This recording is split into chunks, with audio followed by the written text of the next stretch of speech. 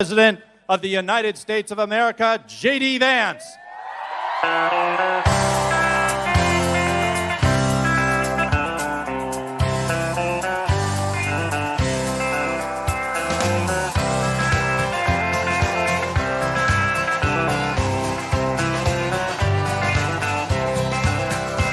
Why don't we liberate these United States? We're the ones who need it worst.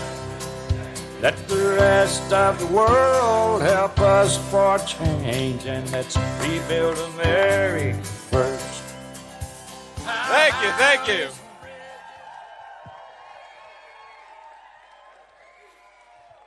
Thank you all so much. You know, it's good to be in Erie, Pennsylvania. And I think, in fact, I feel pretty confident that we're going to turn Erie red. And in 10 days, we're going to turn Pennsylvania red and make Donald Trump the next president of the United States.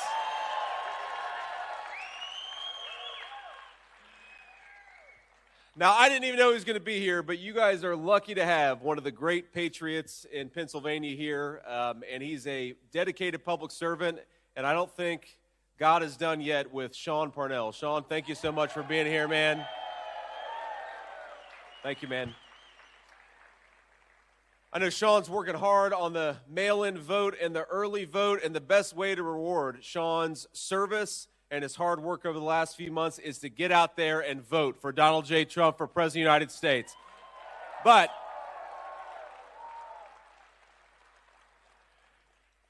not just vote, but vote however you can. And before we get into why we're going to make Donald Trump the next president of the United States, I want to talk a little bit about how we're going to do it.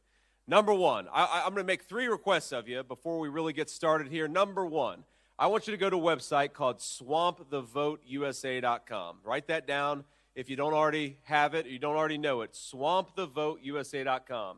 You can check your registration. You can figure out how to request an early ballot or an absentee ballot.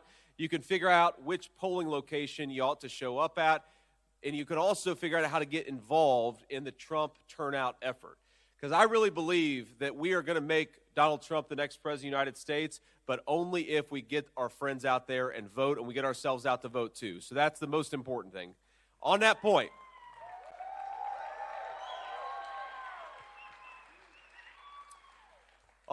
Pennsylvania was decided by 1% of the vote last time around.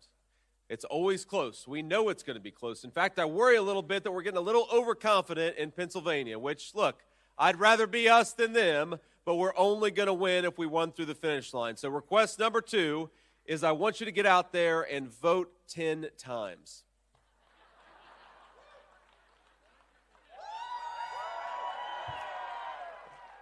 Well, these guys behind me are fired up. Here's what I mean, because we're Republicans and we vote the legal way.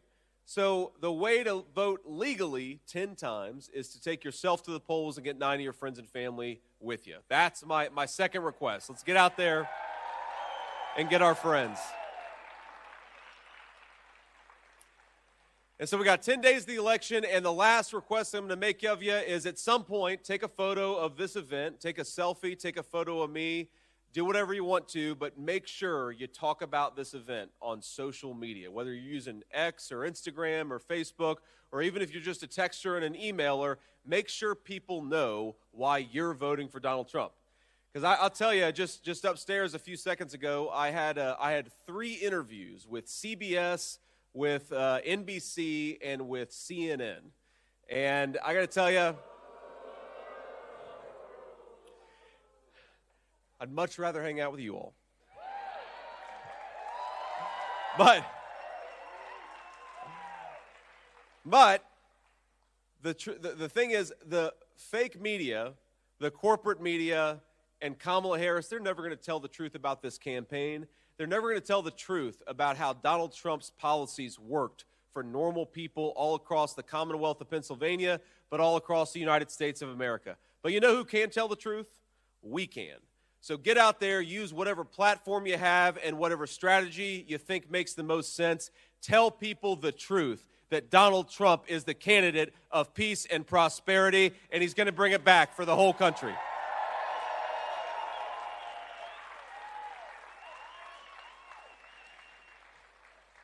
Now, we all talked about how we're going to get Donald Trump and me across the finish line, but let's now talk about why it's so important, because we know that under Kamala Harris's broken leadership, Pennsylvanians are paying way too much for gas. They're paying way too much for groceries. Pennsylvanians are paying way too much to buy a house in their own communities, and of course, this great Commonwealth is suffering as much as any other under the weight of Kamala Harris's wide-open border.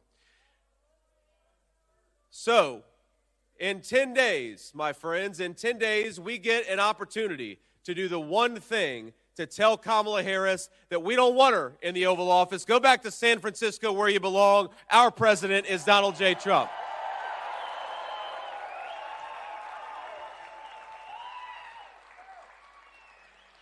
Now, I will say, if I'm being honest with you, and this is maybe a moment of unexpected bipartisanship, but I feel pretty bad for my Democratic colleague, Governor Tim Walz of Minnesota. I do. No, he hasn't been a very good governor, and that's definitely true, but Tim Walz has got the toughest job in American politics. Think about this.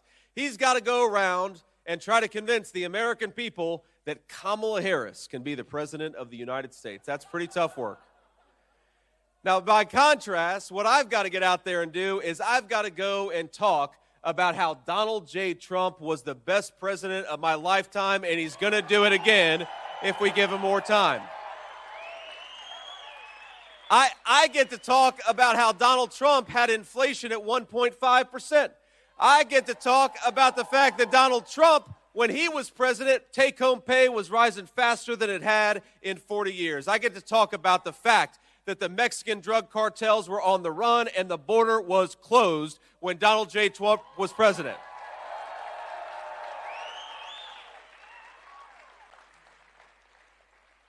And I get to talk about the fact that it's going to be even better and even bigger, and we are going to rebuild a golden age of American prosperity during the second term of President Donald J. Trump. That's pretty easy. That's pretty easy work, but now Tim Walz, of course, he's got to talk about Kamala Harris. Well, what's the record? Well, record number one is grocery prices have risen faster in Pennsylvania than almost any state in the union. And I didn't realize that actually until a few weeks ago. The record of Kamala Harris is that the border is wide open. We've got fentanyl flooding Pennsylvania communities. We've got a record number of overdose deaths. We've got people who can't even afford to buy a home in the community they were raised in because Kamala Harris has got mortgage interest rates through the roof, and let's be honest, she's letting illegal aliens get into homes that ought by right go to American citizens. She is. So Tim Walz, I think they've come up with a different strategy. Their strategy is, I think, to pretend that Kamala Harris has never even met Joe Biden. You notice they never appear in the same place together. You would think that, she's wearing garlic and he's a vampire. They never are in the same place together, Kamala Harris and Joe Biden. She doesn't talk at all unless she makes a mistake in an interview. She talks about all these things she's going to do. It's actually kind of shameless. It's kind of shameless to say, as the sitting vice president on day one, we're going to lower the price of groceries. She's the sitting vice president. She says on day one, we are going to close down that southern border. And I think all of us, with an ounce of common sense, are saying day one was 1,400 days ago. What the hell have you been doing, Kamala Harris? Go do your job. Stop talking about you're going to do your job. So as much as she pretends, Kamala Harris is not the candidate of change. Kamala Harris is the candidate of more of the same. She's the candidate of higher grocery prices because she already did it. She's the candidate of higher housing prices because she already did it. She's the candidate of open borders because not only did she brag about wanting to open the border, she actually opened the border when she got into office. And of course, as we're learning, with this terrible conflict in the Middle East, Kamala Harris is the candidate of chaos and war all over the world.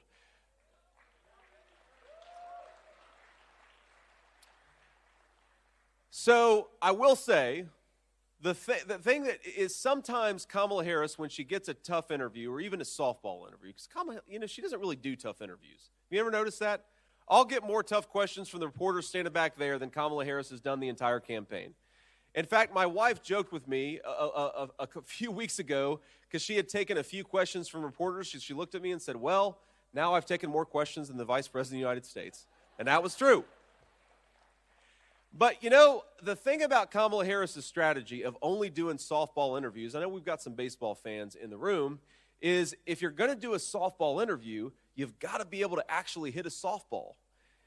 And it turns out that every time somebody interviews Kamala Harris, she reveals that whatever she may claim, she is the candidate of more of the same. And I don't know if you saw this interview. She did it a couple of weeks ago with The View. And, you know, you'll never hear me complain about running for vice president except this one time I watched Kamala Harris on The View so that you didn't have to. And I'm telling you, I'm about 20 IQ points dumber for having done it, but these are the sacrifices I'm willing to make for the people of Pennsylvania. But here...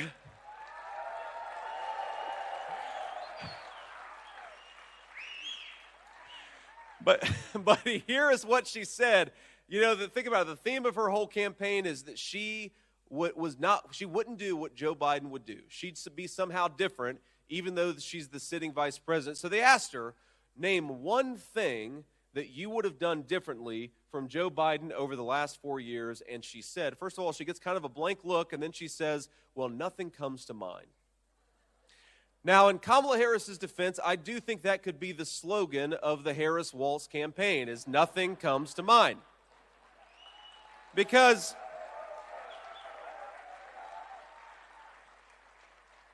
think about it, you know, what is Kamala Harris actually going to do to lower the price of groceries? Nothing comes to mind. What are you going to do to close down that southern border? Nothing comes to mind. Right? So this is the slogan of the Kamala Harris campaign, but it blew up the entire idea that she somehow is going to be different. If you're voting for Kamala Harris, you're voting for more of the same. You're voting for wide open borders. You're voting for higher grocery prices. You're voting for America to be disrespected all over the world. And if you're voting for Donald Trump, you're voting for peace and prosperity and the American dream. And that's what all of us are voting for.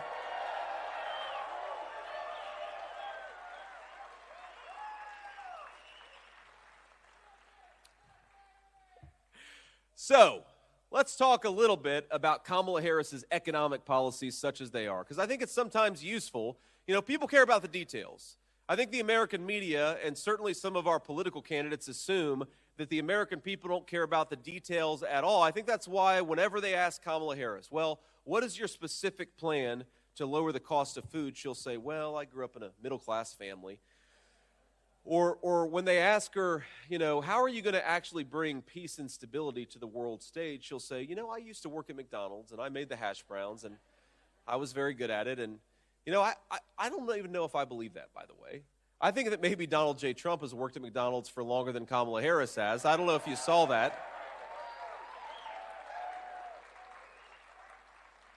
And to the media, that's just one man's opinion. I'm not certain, of course, but it's interesting that Kamala Harris can't answer any details about what she wants to do for the American people.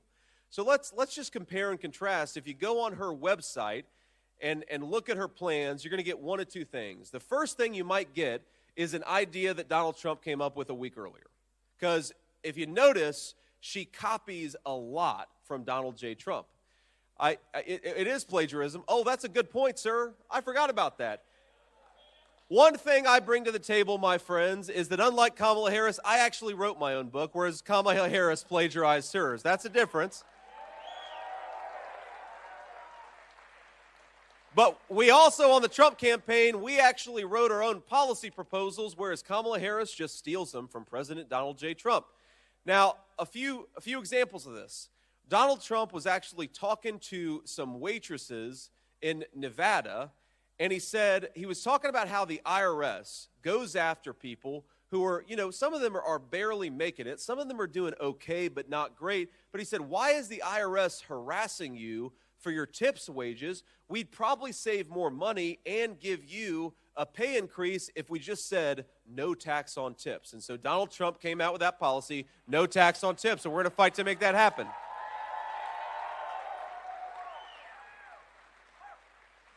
We're going to fight to eliminate taxes on overtime, because that's another important thing. If you're working hard or you're working extra, you ought to be able to benefit from it. And another thing that we are going to do, of course, is that we're going to close the border. Now, if I'm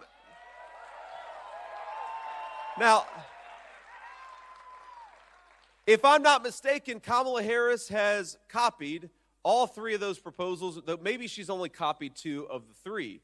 But I was talking to the president a few weeks ago. I said, sir, I figured out what's going on. She thinks that you're going to get elected the next president, and she's auditioning for my job. That's why she keeps on copying you. And I think that tomorrow, actually, at her rally, she's going to come out in a Navy suit and a red MAGA hat and try to just confuse the people to vote for her, because clearly she doesn't have any ideas of her own. So that's one category of Kamala Harris ideas, the one that she steals from Donald J. Trump. Here's a second category of Kamala Harris ideas, the ones that just don't make any sense, okay? Because think about this. If you want to create broad-based prosperity, not just for the workers in the Commonwealth of Pennsylvania, but if you want to lower energy costs for every American consumer, what you ought to be doing is opening up American energy, drill, baby, drill. And that's the most important proposal.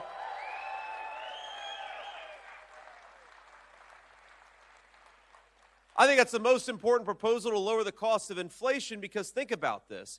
If you're making the truck drivers pay 45% more for diesel, they're the ones who are delivering the groceries to the grocery store, so now all of our groceries are going up. Or if you take a guy who's delivering lumber to a construction site, make him pay 40% more for gasoline, and all of us are going to pay higher housing costs, because those are the people building the houses. That's why Kamala Harris's policies are so broken. She's raising the cost of energy, which means she's raising the cost of everything else. Now, we got plenty of energy, especially right here in Pennsylvania. We're sitting on the Saudi Arabia of natural gas in the Commonwealth of Pennsylvania. So if you compare what Kamala Harris wants to do with what Donald Trump wants to do, Kamala Harris wants us to buy oil and gas from tin-pot dictators all over the world. Donald Trump wants us to buy oil and gas from Pennsylvania workers and from our own territory. We got plenty of it right here. Let's get it out of the ground.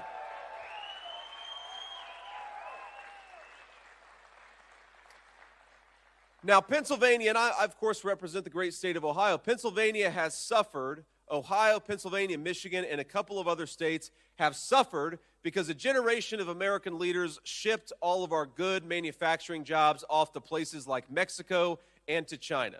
Now, I believe that the only way to rebuild the great American industrial base is to do two things: give tax cuts to hardworking Americans and to people who are creating jobs in the United States of America, and penalize corporations that are shipping jobs overseas. That's how you rebuild Pennsylvania's manufacturing economy.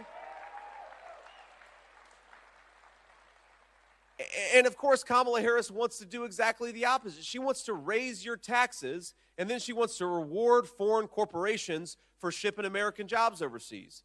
Now, I've never, my friends, seen anything like it. Even the politicians who want to raise your taxes, they'll go around and say they want to cut taxes. But Kamala Harris is the first politician I've ever seen who is going around promising to raise taxes to the tune of about $2,500 per family just in the Commonwealth of Pennsylvania. It doesn't make any sense to me. It doesn't make any sense. It almost makes me think that Kamala Harris knows that Donald Trump would be a better president, so she's just going to tank her whole campaign by saying she's going to raise everybody's taxes. But the only way for us to get reasonable tax policy, reasonable regulatory policy, the only way for us to drill, baby, drill, is to make Donald Trump the next president of the United States, and that's what we've got to do.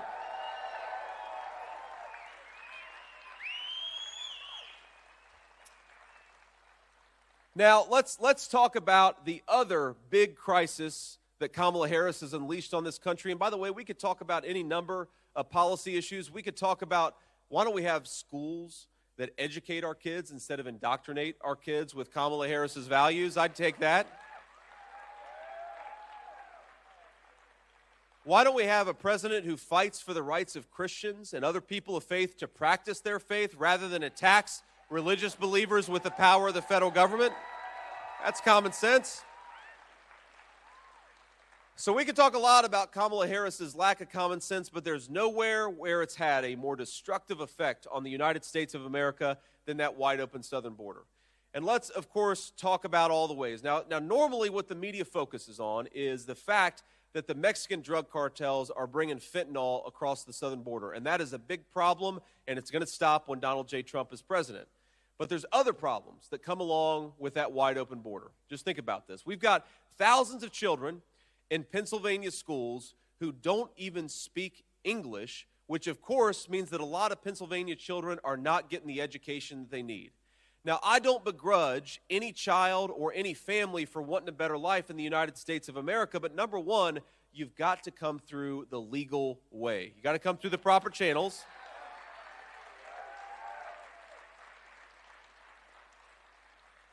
And number two, how disgraceful is it to have a vice president of the United States that is making it hard for American children to get the education that they deserve? You hear Kamala Harris talk a lot about compassion for illegal aliens, compassion for people who don't have the right to be in the United States of America. Let's try a little compassion for American children who deserve to get a good education.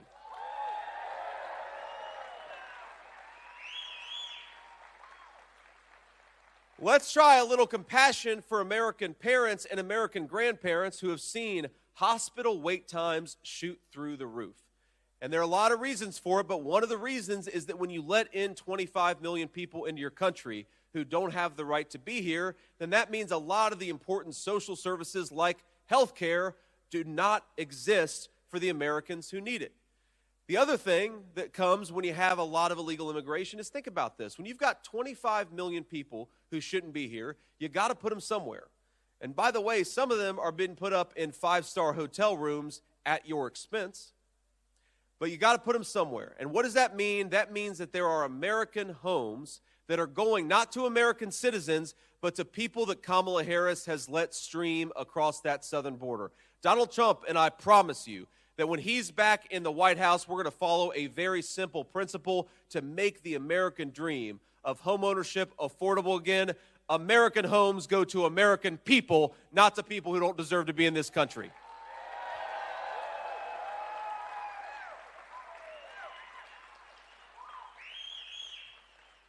So I want to leave you with one final thought here, and then I'll take some questions from the reporters, because you know, the thing that bothers me the most about Kamala Harris's campaign, about Kamala Harris's leadership, it's not just that I disagree with her on all these policy issues. The thing that bothers me the most is that Kamala Harris doesn't want to persuade her fellow citizens. She wants to censor them. We have never seen in the history of this country a major political candidate endorse the idea of silencing people. And she proposes to do it through social media censorship. She proposes to do it by having bureaucrats lie about their fellow citizens. She proposes to do it, and we've seen it done, by sending actual federal law enforcement to harass parents who are peacefully protesting at their children's school board meeting. The biggest threat to America, it's not any foreign competitor. It's the idea coming from American leaders that we should censor our fellow citizens instead of persuade and talk to one another, and that's coming from Kamala Harris. So here's what I promise you. When Donald J. Trump is president, we may agree on a lot of issues. We may disagree from time to time, but I will fight for your right to speak your mind. We will never try to silence you. We will try to persuade you and actually talk to our fellow citizens.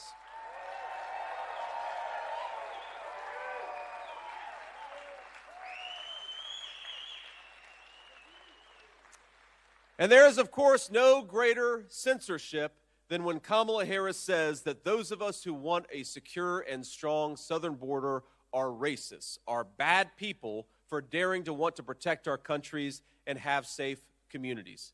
That is a terrible, terrible disgrace. I've never in my life seen an American leader attacking the citizens of her own country for daring to voice an opinion about Kamala Harris's failures. And that's exactly what she does. So my message to Kamala Harris is there is nothing compassionate about letting the Mexican drug cartels ransack our country. There is nothing compassionate about flooding Pennsylvania communities with fentanyl. There is nothing compassionate about letting the American southern border be open. We are not bad people for wanting to secure that border. You're a bad person for opening that border in the first place.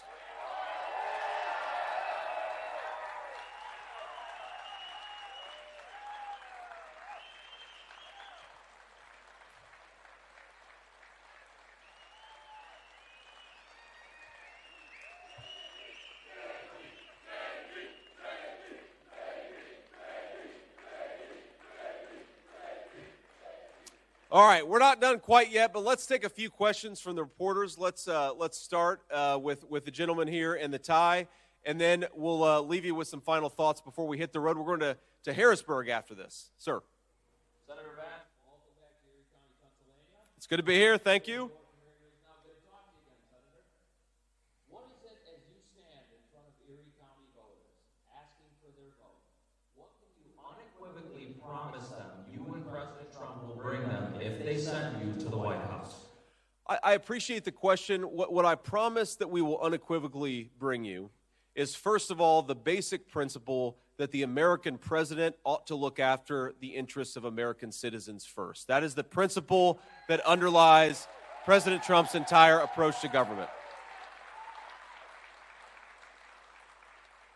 But specifically, the way that we're going to put that into action is, I guarantee you, people ask me, when is Donald Trump going to start to secure the border? And I said, on or about January 20th, 2025. That is going to be our first priority, is getting to work to secure that southern border. The second thing that we will do is we will unleash the great engine of American prosperity. That's Pennsylvania energy workers. We're going to make it easier to drill, to develop resources, to build pipelines in the United States of America, because when we lower energy costs for Pennsylvania families, we lower the cost of everything and create great American prosperity.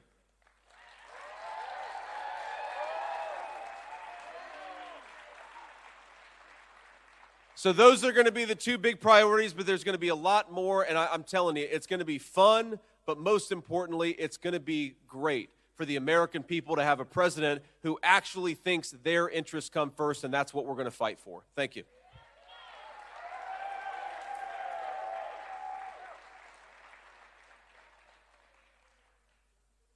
I'm Jacob Rose from Erie News Now. This is your second campaign stop in Erie. I'm wondering, why did you decide to come back, and why is Erie County a focus of the Trump and Vance campaign?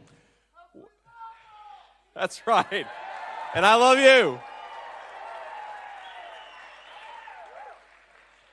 Look, first of all, I love Erie, Pennsylvania, especially this time of year. You guys look outside, it is beautiful. It is beautiful in the Commonwealth of Pennsylvania this time of year. But Erie, Pennsylvania in particular really reminds me a lot of the place that I grew up. And so I think it's a good place to make the fundamental Donald Trump campaign message that if we get back to common sense policies, we can rebuild Pennsylvania manufacturing, we can rebuild American prosperity in the process. Look, we made this decision 40 years ago, 50 years ago. Our leaders did it, and I hate to say it, sometimes it was even Republicans who said we didn't need to make our own stuff anymore.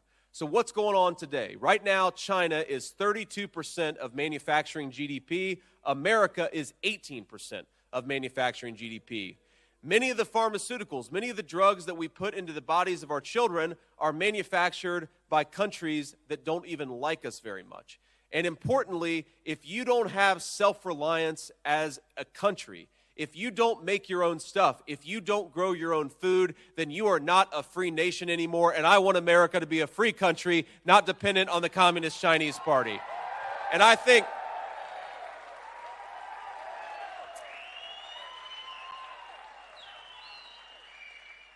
and I believe, sir, that Erie, Pennsylvania stands to benefit as much as anyone from the golden age of prosperity that we're going to unleash, in part because Erie, Pennsylvania has suffered under the policies of Kamala Harris for a very long time. So we're going to do better. We're going to do better by Erie. We're going to do better by the whole Commonwealth. but importantly, if we don't rebuild the engine of American prosperity, if we don't rebuild American manufacturing and unleash American energy, it's not just Erie that's going to suffer, it's everybody, and I want our country to be great and prosperous and powerful again.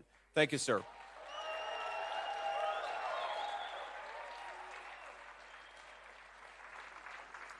How you doing? Hello, I'm Kate. I'm with Jet 24, the ABC affiliate here. Thank you. In this final stretch, what Erie-specific audience are you trying to reach this second time around, and why? Well, you know, the first event that we did in Erie, we did with our truckers. And the reason that was so important is because, you know, one, truckers actually keep this country running. We've got almost 3 million truckers in the United States of America. And again, if you think about how much of the things that we buy, the things that we use, if the truckers are paying more for everything, if the truckers are going bankrupt, if the truckers are unable to do what they need to do, then all of us are suffering in the process. That's why we came the first time. I think why we wanted to come today was, one, to highlight a couple of President Trump's specific policies. Number one, like I said, they're going to cut taxes on working families and penalize corporations that ship American jobs overseas. We wanted to highlight that. We wanted to highlight the no taxes on tips and no taxes on overtime policy, because there are a lot of folks here working a lot of overtime. I know there are, and they deserve a break as much as anybody in this country. They're going to get it when Donald Trump is the next president.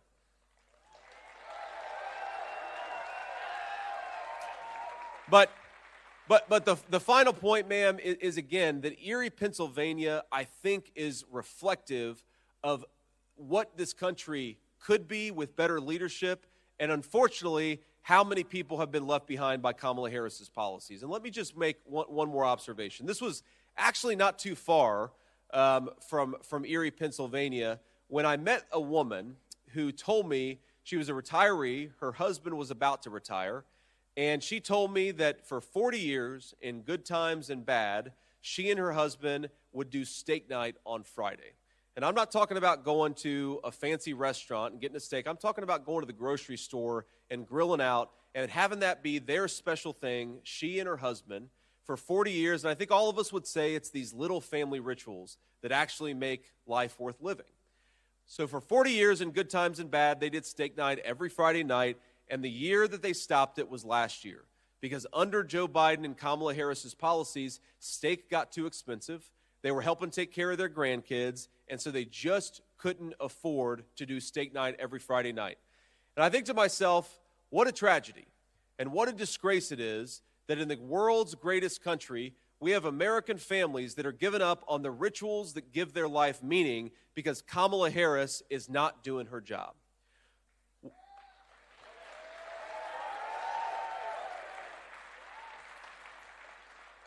You know, I grew up in a family, and I'm sure there may be even some families in this room who come from similar circumstances where when it got really cold, and it gets really cold in Ohio and Pennsylvania in the winter, sometimes we didn't have enough money to turn on the heater. So my grandmother, who raised me, would say, you know what, we're going to throw an extra few blankets on the bed tonight, and that's how we're going to get through this particular cold winter night. I happen to believe that we have such abundant energy resources here that whether you're rich or poor, if you work hard and play by the rules, you ought to be able to turn on the heating in the dead of a cold winter night. I believe, especially for our young families, that if you work hard and play by the rules, you ought to be able to own a stake in your own community, in your own future, in your own country. But that's becoming harder and harder because housing prices are so unaffordable that a lot of American families feel like they can't afford a home, and a lot of them actually can't afford a home. I believe, my friends, I really believe, and I've learned over the last 3 months, I've gotten such an appreciation for the generosity of spirit of the American people, for the talent and greatness of everyday normal American citizens. We've got the best country in the world, the most beautiful natural resources. We have got everything that we need right here in the United States of America. But there is one thing that is broken about this country, and it is the leadership of Kamala Harris. So,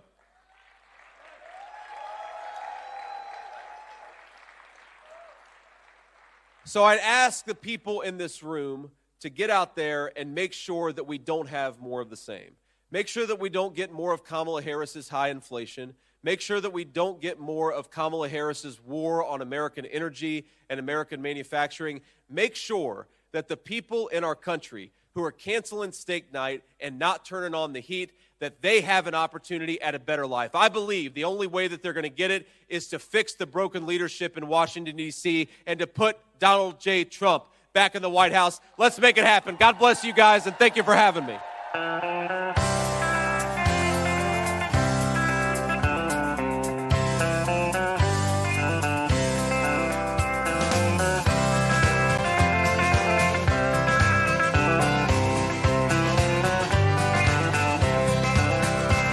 Why don't we liberate these United States? We're the ones who need it worst. Let the rest of the world help us for change, and let's rebuild America first. Our highways and bridges are falling apart.